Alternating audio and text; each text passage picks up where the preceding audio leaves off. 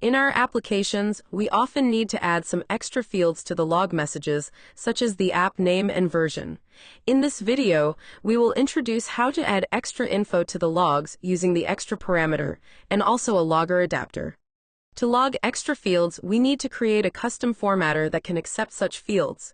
In this example, we will add two extra fields, namely the app name and version, which are commonly used in practice. The custom formatter is added to a custom console handler, which is in turn added to a logger. You can check our dedicated video for Python logging if you want to learn more about basic logging in Python. To log extra fields in Python using the logging module, we can use the extra parameter, which allows us to pass a dictionary of additional context information that can be included in the log message. This dictionary must contain keys that correspond to fields in the log formatter. In this example, we need to pass the app name and version in the extra info dictionary. Note that we need to pass the extra info dictionary for every logging action, which can become tedious easily.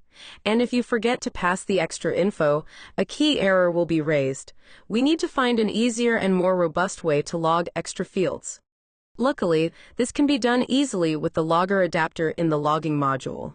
A logger adapter allows you to inject extra information into log records without modifying the logger configuration every time.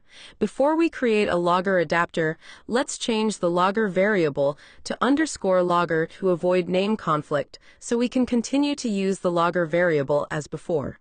To use logger adapter, we need to first create a logger using the standard logging module, as shown in the previous slide. Then we wrap the logger with a logger adapter, which allows you to pass extra context, a dictionary, into the logger.